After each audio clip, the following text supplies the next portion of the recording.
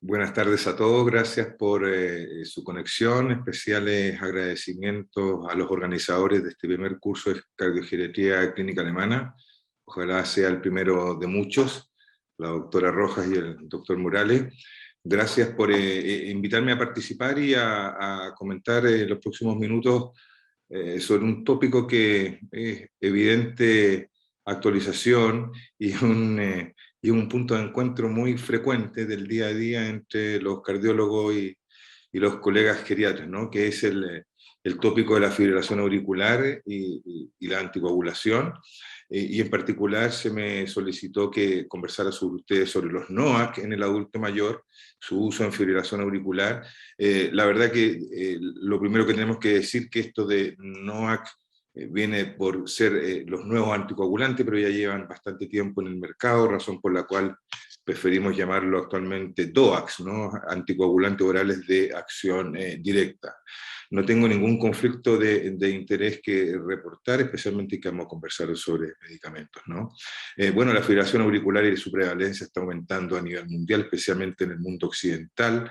Chile se encuentra en una preocupante zona intermedia, pero yendo a paso agigantado hacia las prevalencias que tiene Estados Unidos. Esto se explica básicamente por el envejecimiento poblacional, pero también por la acumulación de patología y morbilidad que condiciona la fibrilación auricular. Por lo tanto, esperamos en los próximos años un gran incremento y la epidemia que ya está acá se nos viene con millones de pacientes en fibrilación auricular, no solo por los factores que le he mencionado, envejecimiento y carga de morbilidad, sino también porque cada vez tenemos métodos de detección más modernos como estos teléfonos y relojes, etc. La fibrilación auricular es una enfermedad del adulto. Fíjense ustedes aquí que las prevalencias empiezan a aumentar notablemente después de los 60 años, 65 años, y sobre los 70 años o sobre los 80 ya viene a ser una condición de prevalencias altas de 7% a 11% de la población en la adulta mayor, que es lo que estamos conversando. Y eso no solo tiene que ver con una acumulación de carga de comorbilidad, sino que aun cuando uno pudiera ser una persona con buenos hábitos y mantenerse muy bien durante la década de vida, el solo envejecimiento por factores de apoptosis, oxidación, etcétera, nos va a llevar también a tener más riesgo de fibrilación auricular. Y no un tema solamente poblacional, sino que, como se ha mencionado, condiciona evidentemente una morbilidad para el paciente, la mortalidad se duplica, la falla cardíaca se triplica, y lo que nos ocupa ahora el accidente cerebrovascular isquémico, 6 veces más frecuente en este tipo de pacientes, en los que tienen enfermedad no reumática, y que decir los que tienen enfermedad reumática 17 veces más. Hay que recordar que la prevención tromboembólica es uno de los pilares del tratamiento de la fibrilación auricular, pero existen otros que también es un punto de encuentro que va a ser interesante conversarlo y compartirlo con los colegas geriátricas, es decir, todo lo que tiene que ver con el manejo de comorbilidades cardiovasculares o comorbilidades de otro tipo, también es un área muy interesante, y no olvidarla que el manejo de estos pacientes no solo es la prevención tromboembólica. Sabemos también que los accidentes cerebrovasculares clínicos son solo una condición, porque también el microinfarto cerebral puede llevar al deterioro cognitivo y la demencia.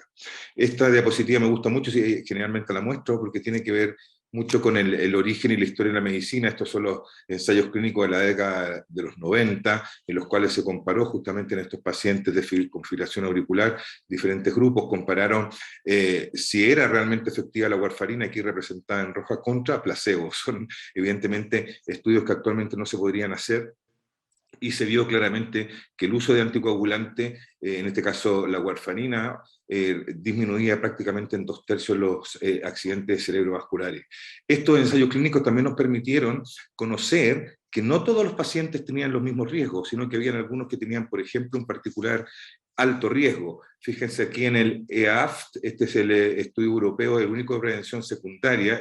Ya eran pacientes que habían tenido accidente cerebrovascular o embolía, y aún así se les sometió o a placebo o a warfarina, y se notó claramente que los pacientes que no recibieron anticoagulante tuvieron una recidiva prácticamente del 12% al año. En esta misma categoría, y desde esta época ya sabemos que los adultos mayores sobre 75 años son también un grupo de particular riesgo con tasas de accidentes cerebrovasculares similares a los de estos grupos de alto riesgo, como son los que han tenido una embolía previa. Entonces, básicamente la pregunta no es a qué paciente se debe anticoagular. Actualmente es buscar si es que existiera alguno de los pacientes que no es recomendable anticoagular, y la verdad es que en el grupo geriátrico, la verdad, por los factores de riesgo etarios, ya solo por ese hecho, todos estos pacientes van a tener indicación de anticoagulación. Esto se ve aquí. Como ustedes pueden ver, estas son las recomendaciones de las últimas guías europeas, que nos muestran que la primera etapa debiera ser tratar de encontrar los pacientes de bajo riesgo, porque a ellos no les vamos a dar tratamiento antitrombótico, no les vamos a dar aspirina ni ningún otro tipo de antigrante plaquetario. Estos son pacientes de bajo riesgo. Ojo que aquí a veces se genera confusión. Estamos hablando de pacientes en el fondo en que tienen una fibrilación auricular y ningún factor de riesgo clínico adicional. Eso debiéramos entender en esta etapa, porque si en el fondo eso sería un chat-VAX de 0 en hombres y 1 en mujeres, porque recuerden ustedes que el género, ser mujer, ya imprime un punto, y eso sería, en el fondo, tener que anticoagular a todas las mujeres, y no es así. Es decir, paciente de bajo riesgo lo vamos a considerar aquel que teniendo fibrilación auricular no tiene algún factor de riesgo clínico adicional.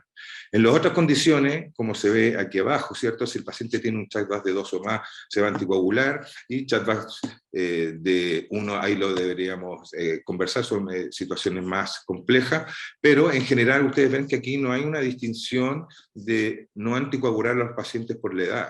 Sabemos que, y ese es el gran dilema, ¿cierto?, que son pacientes que tienen un alto riesgo y por lo tanto tienen indicación de anticoagulación. El tema es este que les represento en esta slide, ¿cierto?, en el cual la terapia anticoagulante, en este caso les muestro la warfarina, nos presentaba el gran problema de su estrecha ventana terapéutica, es decir, teníamos una pequeña disminución o variación de la dosis, cosa que era frecuente, nos encontramos rápidamente con el riesgo de stroke o de reembolía, y si nos pasábamos con la dosis, estábamos con INR sobre 3, particularmente sobre 4, teníamos el fantasma de la hemorragia, particularmente la hemorragia intracraneal.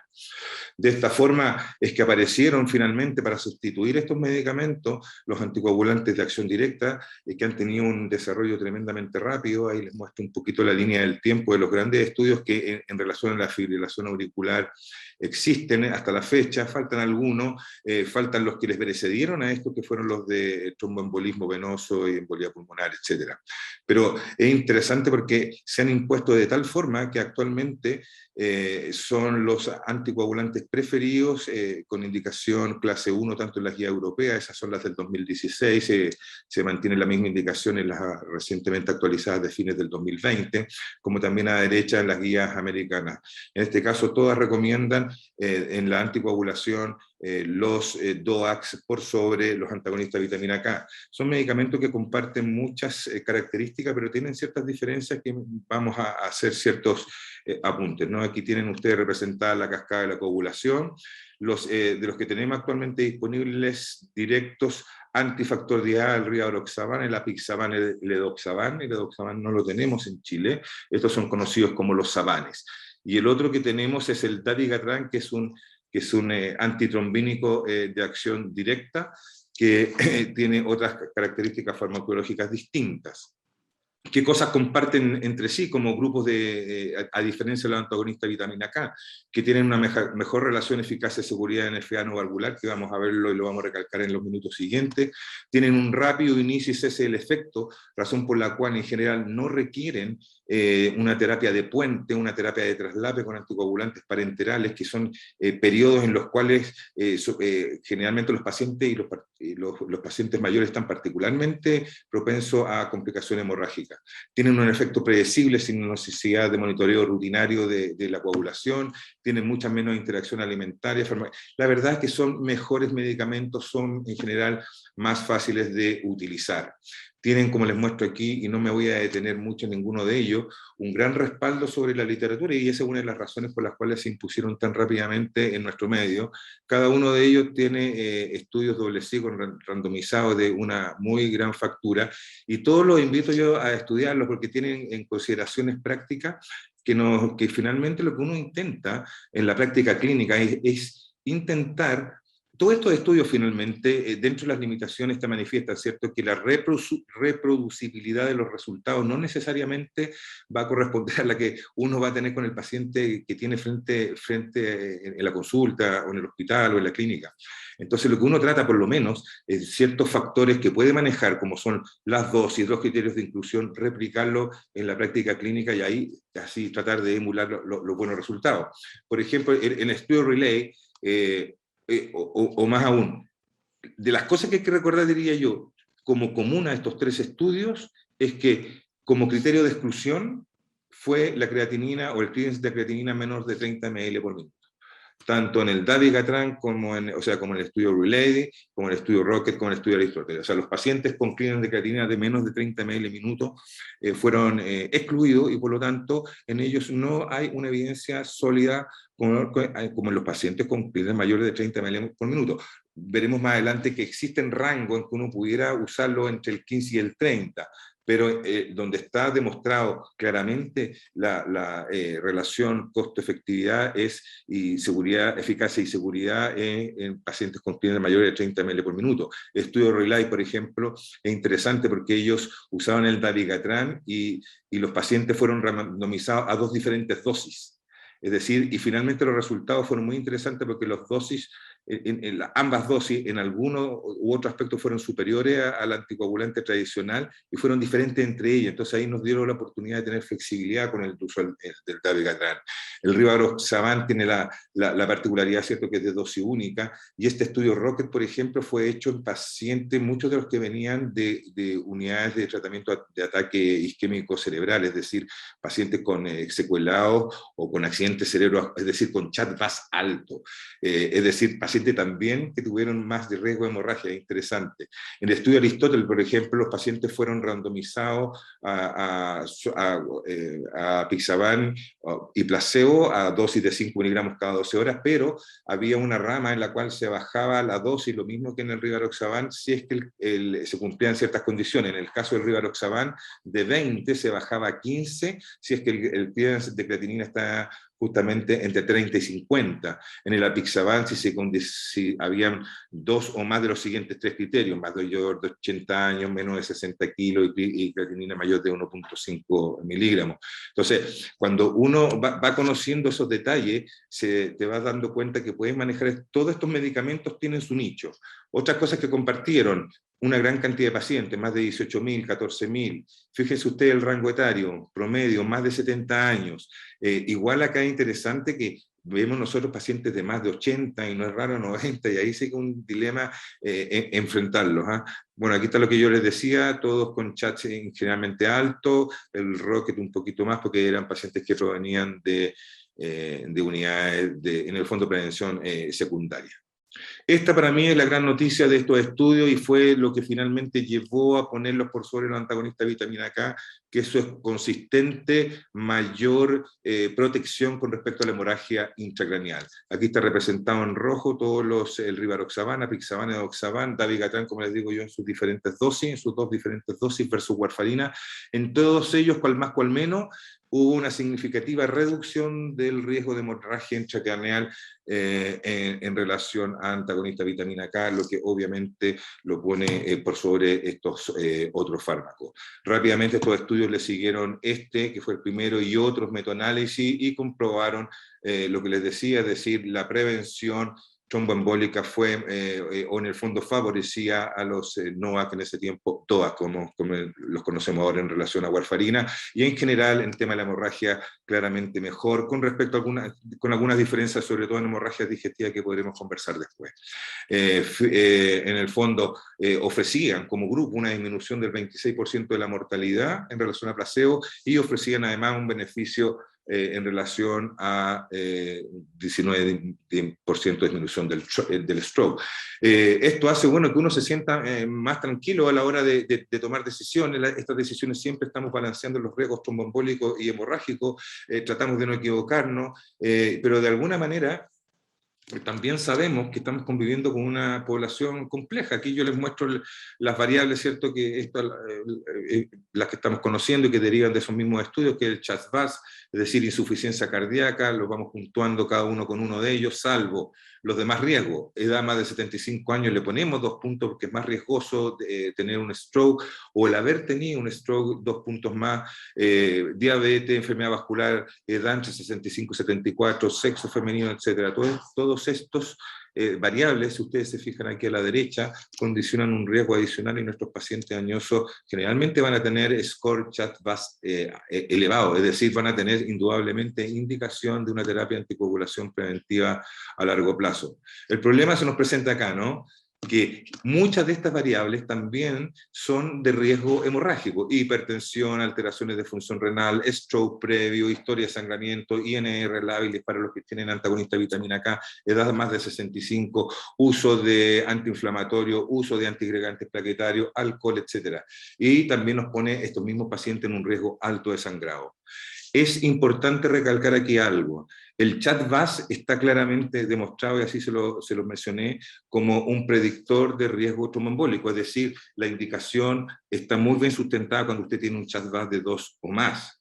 El HAS-BLES nos pone un semáforo, una alerta con respecto a que este paciente tiene más riesgo, pero no contraindica la anticoagulación. El paciente que tiene un CHA2-VAS elevado probablemente tenga un HAS-BLES también elevado, lo que nos pone en alerta, es decir, este paciente tiene un riesgo alto y tengo que intervenir con las variables que aquí les muestro, que muchas de ellas podemos intervenirlas. Y aquí se nos surge un concepto que ha estado ya hace tiempo en boga y creo que hay que difundirlo más, que tiene que ver con lo que se conoce, ¿cierto?, como el beneficio clínico neto. Es decir, de alguna manera, con cualquier intervención en medicina, incluso el no hacer nada, estamos generando un evento o estamos condicionando o pudiéramos participar en un desenlace, y aquí no hay posibilidad de no tener riesgo cero hemorrágico y cero de stroke. Entonces, si ustedes se fijan acá, lo que uno busca es que esta relación entre la prevención tromboembólica y el riesgo de hemorragia de alguna manera se incline hacia la prevención tromboembólica, aunque evidentemente vamos a correr ciertos riesgos hemorrágicos. A eso vamos a llamar beneficio clínico neto, es decir, estar libre de muerte, accidente cerebrovascular isquémico y hemorragia intracraneal. Si ustedes se fijan aquí en este gráfico, y especialmente arriba a la derecha, en los pacientes que tienen CHA2-VAS elevado, pero que también tienen HAS-BLES elevado, que sería nuestro grupo, ¿cierto? Un grupo de alto riesgo, aún en ellos, en que uno tiene un alto temor de la hemorragia, aún en ellos el beneficio clínico de dar anticoagulantes, el beneficio clínico neto, supera evidentemente, y en forma significa el no darlos. Y este HAS-BLES y otras condiciones, como les muestro acá, debieran alertarnos y ponernos con las antenitas muy paradas para tratar de minimizar el riesgo hemorrágico en nuestros pacientes, porque hay cosas que podemos hacer. Por ejemplo, aquí les recalco, una extrema fragilidad, por ejemplo, pacientes desnutridos, que podemos tratar de mejorar su nutrición, su trofismo muscular, sobre todo en estos tiempos de sarcopenia, exceso, riesgo alto de caída, no voy a caer. No les voy a decir esta típica cosa, hay un trabajo, ¿cierto?, que muestra que una persona debiera caerse, no sé, como 300 veces en el año.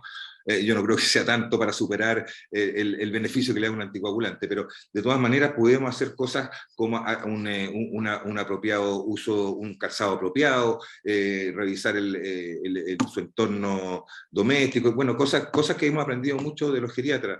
La anemia, estudiar por qué el paciente está con anemia, la falla renal, etcétera, pacientes que tienen también hipercolesterolemia, etcétera. Ojo que, si bien es cierto, estos medicamentos comparten muchas condiciones comunes, como le he mencionado, también tienen muchas diferencias. Por cierto, las dosis, acá les muestro acá arriba que las dosis que usamos para la prevención tromboembólica en fibrilación auricular es diferente que las dosis que se usan y se recomiendan para la prevención tromboembólica venosa o para el tratamiento de la trombosis venosa profunda o para el tratamiento de la embolía pulmonar. A veces son dosis distintas transitoriamente, a veces son permanentes, eso hay que conocerlo. Acá les quería recalcar, y esto quisiera poner mucho énfasis, en que, y vuelvo a lo que les mencioné, ¿cierto?, la dependencia de estos medicamentos de la función renal. Si bien es cierto, no tenemos que monitorizar la coagulación para su indicación, yo diría que sí tenemos que estar muy atentos y monitorizar la función renal en estos enfermos a esta edad y por la polifarmacia tan fácil de variar. Y es porque todos estos anticoagulantes nuevos tienen cierto grado de dependencia de la función renal que hacen que muy probablemente tengamos que modificar las dosis, lo que determina grandemente el riesgo o muchas veces el riesgo de hemorragia. Fíjese usted, el más dependiente es el dabigatran, 80% de la excreción del fármaco es por vía renal, los otros tres, rivaroxaban un tercio, el que menos dependencia tiene el apixaban 25, edoxaban 35. Es importante conocer esto porque es de las cosas que vamos a tener que estar atentos en estos pacientes, monitorizar la función renal. En medicina nos pasa, ¿cierto?, este principio hipocrático de no querer o de no querer dañar o tener lo mejor de los dos mundos, ¿cierto? Como lo que pasó con la aspirina. Bueno, ¿qué pasa si bajamos las dosis un poco en los pacientes, sobre todo ancianos, para disminuir el riesgo hemorrágico? Bueno, esto ya se ha visto y hay bastante alerta en que las dosis no recomendadas de estos fármacos pueden aumentar el riesgo hemorrágico.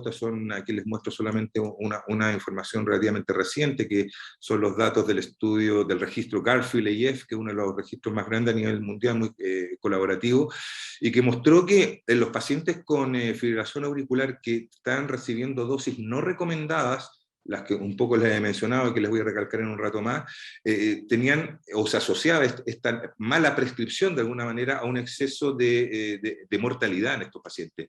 Fíjense ustedes que esto ocurre para todos los fármacos que estamos mencionando.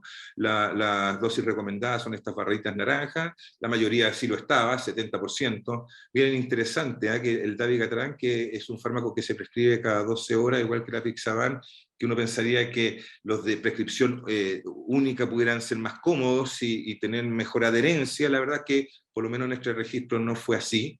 Pero miren, dosis baja no recomendada, cerca de 1 de cada 5. Dosis alta no recomendada, menos, pero no deja de ser. Y esto ocurre a nivel mundial. En Chile estamos en una situación aquí entre los que tendemos a prescribir o a prescribir dosis.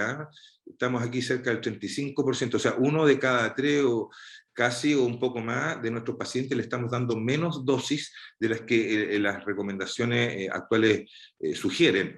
Y eso es importante porque estas dosis no recomendadas se han asociado, como les muestro acá arriba, tanto ajustadas como no ajustadas, a mayor mortalidad.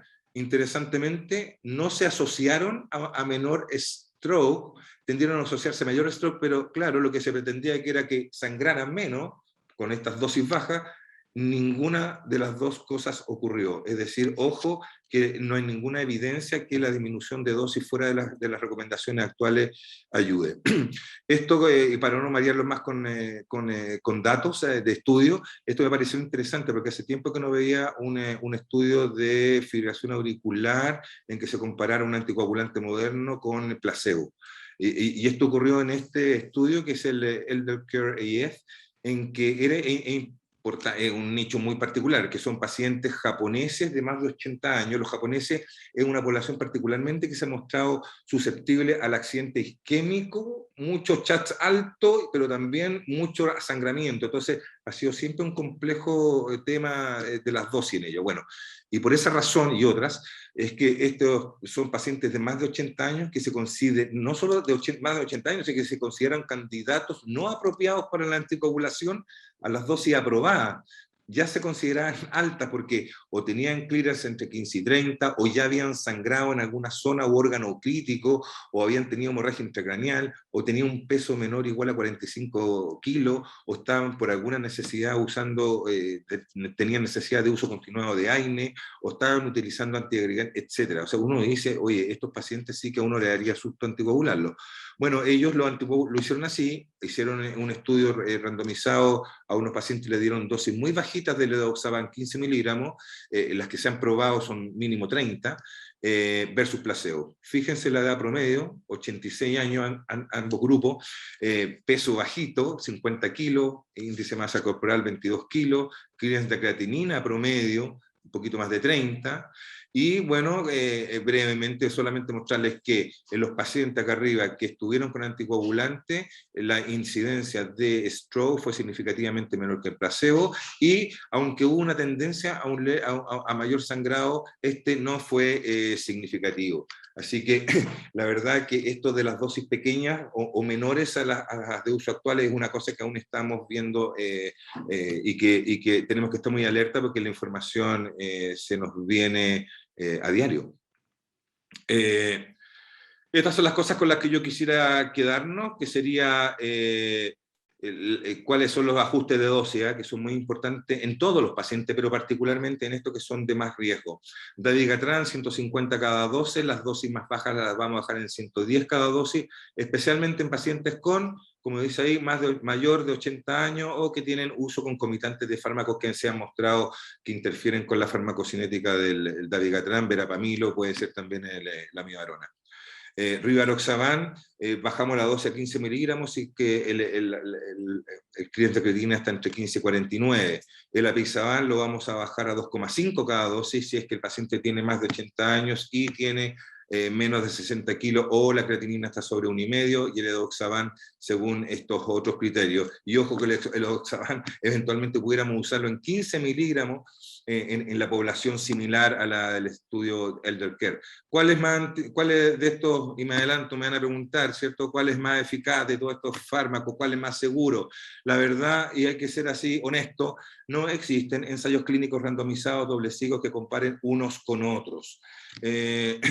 ¿Cuál es más seguro? No lo vamos a ver probablemente, porque no existen estos estudios. Y hay algunas publicaciones que según, digamos, las poblaciones especiales de estos ensayos clínicos que les comenté al pasar, sugieren en ciertas situaciones unos u otros, porque por ejemplo aquí esta publicación dice, mire, usted tiene paciente anciano, como estos pacientes sangran más, tienen más riesgo de enfermedad intracraneal, elija aquellos que han mostrado los estudios menos riesgo. Aquí sería apixaban, dabigatran dosis baja, edoxaban, y así, que si pacientes con falla renal, bueno, considere aquellos que tienen menos o menos dependencia de la función renal. Por ejemplo, aquí no sería una buena idea, no sería la primera opción el dabigatran, y así. Y aquí les quise poner esto, son las cosas en que yo me guío un poco en la UpToDate, este sitio, ¿cierto? Esta base de publicación en la cual está muy al día, y no solo con la información científica, sino que también está la opinión de expertos, y nos dicen en adultos mayores claramente que no hay estudios randomizados head-to-head que comparen estos DOAC en este grupo de pacientes, y ellos no tienen, como tampoco las guías americanas ni europeas, una preferencia por uno u otro. Las dosis deben ser hechas si el paciente reúne los criterios que hemos mencionado de peso y función renal para la disminución. Mira, aquí ya están hablando del Elder Care, que les mencioné yo, sobre este 15 miligramos. Y te dicen aquí obviamente que esto es lo otro, ¿cierto? Nos hacen caer en la trampa, y hay registros, y hay muchos registros que ponen unos mejor sobre otros, pero la verdad es que los estudios observacionales tienen muchas limitaciones y no sustituyen a los estudios randomizados clínicos. Yo diría, con esto voy terminando, que efectivamente estamos frente al anticoagulante ideal en general para esta indicación, especialmente en nuestros pacientes añosos. Yo diría que el gran tema pendiente, el precio, que siguen siendo medicamentos muy caros para nuestra población y que aleja a muchos de ellos, ¿cierto?, de los beneficios que le he tratado de mostrar.